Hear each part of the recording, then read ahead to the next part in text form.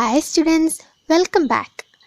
Now let's go through the remaining portions of the chapter.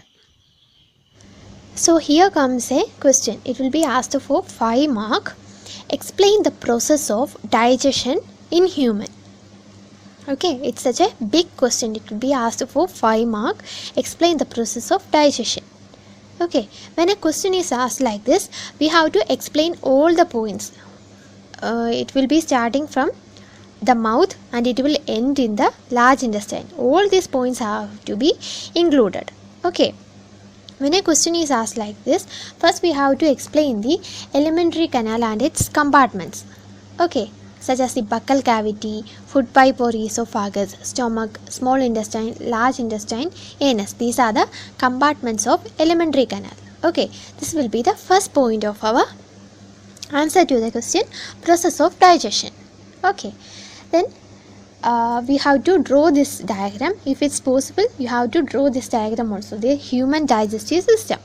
Okay, then we can start our answer by each portion, such as we have learned the mouth and the buccal cavity. The next one, esophagus or the food pipe, isn't it? Small intestine, large intestine, stomach. All these we have explained. So we have to give separate heading and then have to write the answer. Okay, first we have to tell that food is taken in through the mouth by the process of ingestion. Okay, and what all components are there in our mouth? Teeth is there, salivary gland is there, tongue is there. Okay, we have to explain the functions of each of these. Teeth, which is used for cutting, chewing, biting, etc., isn't it? So we have to explain that. Along with that, we have to explain about salivary gland. The salivary gland produces saliva. The saliva will convert starch into sugar. Okay, then we have to explain about tongue. Tongue is a fleshy muscular organ and it is attached to the floor of buccal cavity. Along with that, we have to explain the functions of tongue, such as talking, mixing of saliva, helping to swallow the food, and also it contains about taste buds. So we have to explain about taste buds also. Okay, so this much points have to be included when we are discussing about the mouth and the buccal cavity. Okay, about teeth, tongue and the salivary gland. Coming to the next portion, that is the esophagus or the food pipe. So here we have to explain the position that it will run through the neck and the chest. Okay, the food will move from mouth to the stomach through this portion. It will move downwards the esophagus. Only few sentences are needed to explain this portion about esophagus and esophagus or the food pipe. Okay, coming to the stomach, we have to explain the structure of the stomach. Stomach is a thick walled bag in U shape. Okay, and it's then here we have to explain the three components, the three secretions, such as the mucus, hydrochloric acid and the digestive juices. Stomach secretes all these three things, isn't it? Mucus, hydrochloric acid and digestive juices. Then we have to explain the function of each one. The mucus will protect the lining of stomach, hydrochloric acid will kill bacteria and make the stomach acidic for carrying out the process of digestion. Then the digestive juices will break down the protein into simpler substances. Okay, these are the functions of these three secretions in the stomach. This much we have to explain while we are giving the answer about stomach. Okay, now coming to the small intestine, it's a big portion. So here we have to explain about the size of small intestine, that is 7.5 meter long, and how it is placed in our body. It's highly cold, isn't it?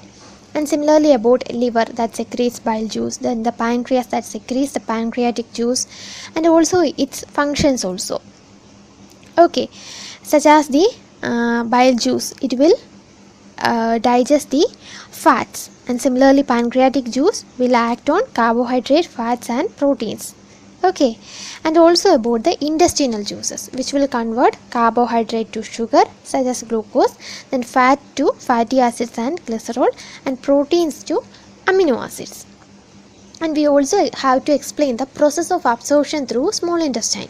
we have to explain about villi, the process of absorption, and also the important terms such as absorption, assimilation and all. Okay, then coming to the last portion, that's large intestine. Here we have to explain the absorption of water and salt from this undigested food, and also the removal of this undigested food as fecal matter through anus, and this process is known as egestion.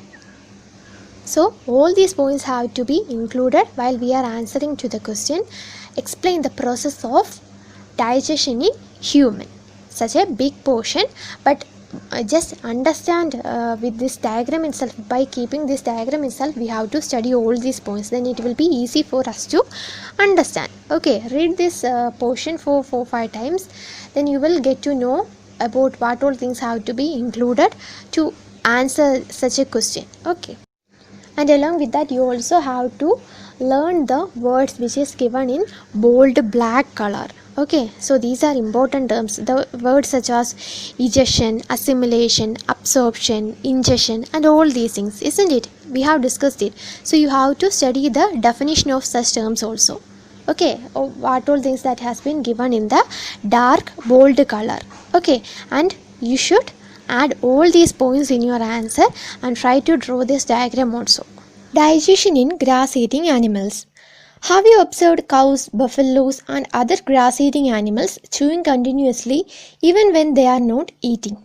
So we have seen that all these cows, buffaloes and even goat, when they take rest, they continuously chew for some time, isn't it? Actually, they quickly swallow the grass and store it in a part of the stomach called a rumen.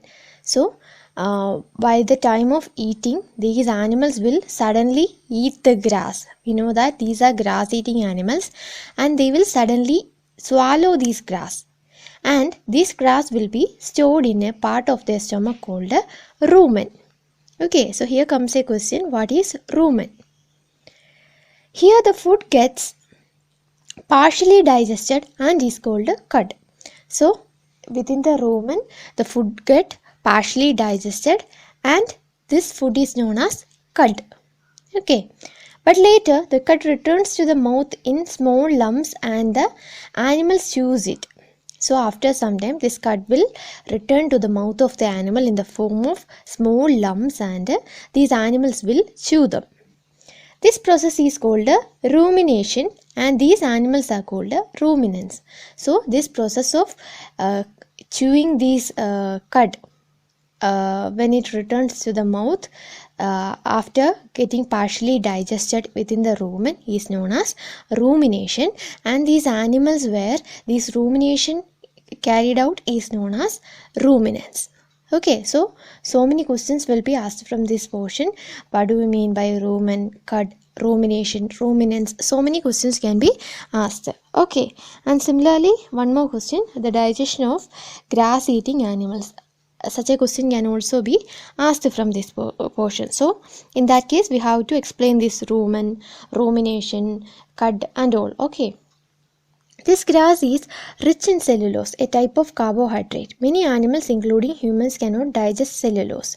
So this grass contains cellulose. Cellulose is a type of carbohydrate. We know that sugar is a carbohydrate or starch is a carbohydrate, isn't it? Similarly, cellulose is also one of the carbohydrate. Okay, and this cellulose is very difficult to digest, or it's impossible to digest in many animals and also in humans. Ruminants have a large sac-like structure called a rumen between the esophagus and the small intestine. So we have seen that these ruminants are having rumen, isn't it? And these rumens are located between the small intestine and the esophagus. The cellulose of the food is digested here by the action of certain bacteria which are not present in humans, and within this rumen this food which contains the cellulose is digested, okay, by the action of some bacteria which is not present in humans. Okay, these bacteria are not present in humans, but these bacteria that are present in the rumen will help the digestion of the food that contain cellulose. So far you have learned about animals which possess the digestive system. But there are many small organisms which do not have a mouth and a digestive system. Then how do they acquire and digest food? In this section below, you will learn another interesting way of food intake. So far we have discussed about the animals which has mouth and a digestive system, isn't it? We humans also have a digestive system. But there are many organisms which do not have a mouth and even a digestive system. Now let's discuss about those organisms and how the process of digestion will take place in those animals. Okay. Feeding and digestion in amoeba. Amoeba is a microscopic single-celled organism found in pond water.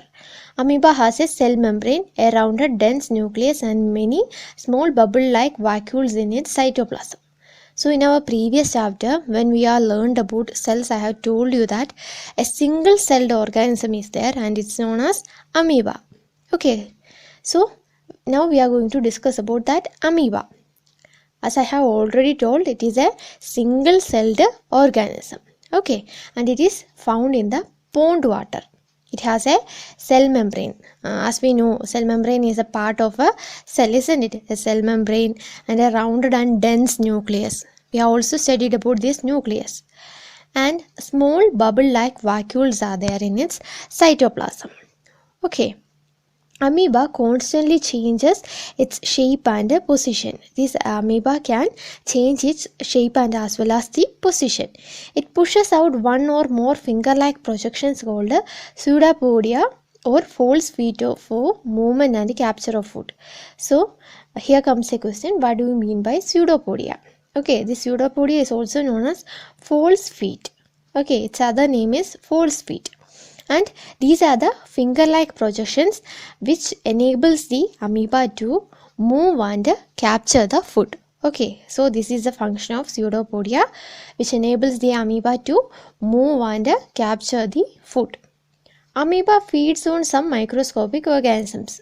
When it senses food, it pushes out pseudopodia around the food particle and engulfs it. The food becomes trapped in a food vacuole. So these amoebas are also microscopic organisms and it feeds on some other microscopic organisms. Okay, and when it senses food, it will push the pseudopodia. We know that the pseudopodia are false feet, isn't it? They are the finger-like projections. So it will push the pseudopodia around this food particle and will engulf it. Okay, then this food will be trapped in the food vacuole. Digestive juices are secreted into the food vacuole. They act on the food and break it down into simpler substances. And within this food vacuole, these digestive juices are secreted and it will break these food into simpler substances. Gradually, the digested food is absorbed. The absorbed substances are used for growth, maintenance and multiplication. The undigested residue of the food is expelled outside by the vacuole. So, from these digested food, the substances are absorbed and they are utilized by the amoeba for its growth, maintenance and multiplication. Okay, and then these undigested remainings of the food is there and these are expelled outside by the vacuoles. The basic process of digestion of food and release of energy is the same in all animals. In a later chapter, you will learn about the transport of food absorbed by the intestine to the various parts of the body. So far, we have discussed about the digestion of food in various animals, in humans, in grass-eating animals, and in amoebas also, isn't it? Now, we know that the basic process of digestion of food is common or it's similar in all the animals, and this food is used for the release of energy in all the animals. Okay,